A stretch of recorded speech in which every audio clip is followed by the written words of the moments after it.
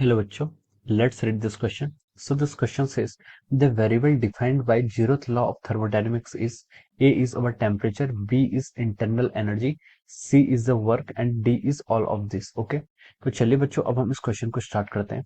देखिए बच्चों इस क्वेश्चन का की कॉन्सेप्ट आप लिख सकते हैं आपका।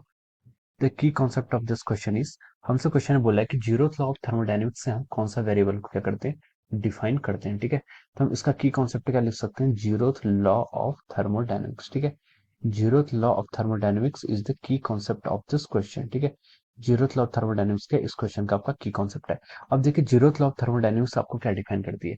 जीरोथ लॉ ऑफ थर्मोडायनेमिक्स हमसे बोलती है कि अगर दो सिस्टम ए और बी एक दूसरे के साथ के हैं, this is tells about the thermal equilibrium हम लिख सकते हैं। ठीक है, ये क्या डिफाइन करती है, आपका थर्मल इक्विलिब्रियम। ठीक है, thermal equilibrium is the key concept of और जीरोथ लॉ ऑफ थर्मोडायनेमिक्स। ठीक है, तो क्या बोलती है, अगर two system A and B they are in thermal equilibrium with each other, अगर ए और बी दो सिस्टम के हैं एक दूसरे के साथ आपके थर्मल इक्विलिब्रियम में है, और हम बोल रहे हैं कि if two systems B and C and they are also in thermal equilibrium with each other, A and B thermal equilibrium में है, बी और सी भी थर्मल इक्विलिब्रियम में है, तो हम यहाँ से इन्फेरेंस ये निकाल सकते हैं, जो आपका सिस्टम ए है it must be always be in thermal equilibrium with C. ठीक है, ए भी आपका क्या होगा, सी के साथ थर्मल इक्विलिब्रियम में होगा। ठीक है, तो देखिए थर्मल इक्विलिब्रियम में होने का मतलब यह है कि दोनों का टेम्परेचर क्या रहना चाहिए, कांस्टेंट रहना चाहिए। ठीक है, अगर ए और बी का टेम्परेचर कांस्टेंट है, बी और सी का टेम्परेचर कांस्टेंट है, तो इसका मतलब ए और सी का टेम्परेचर भी कांस्टेंट होगा, सेम होगा। ठीक है, तो ये आपकी जीरोथ लॉ ऑफ थर्मोडायनेमिक्स कहती है।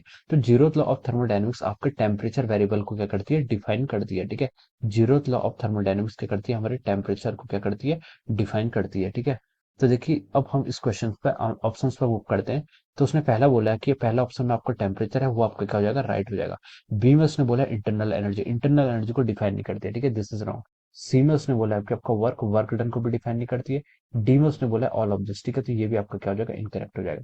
तो हम यहाँ से बोल सकते हैं जो आपका यहाँ से करेक्ट ऑप्शन आ रहा है वो क्या है, आपका ऑप्शन ए। ठीक है, we can write down that option A is the correct answer of this question. ठीक है, क्या ऑप्शन ए क्या है, आपका यहाँ से राइट आंसर आ रहा है। Okay, option A will be the right answer of this question. So I hope you all understood this concept. All the best and thank you so much.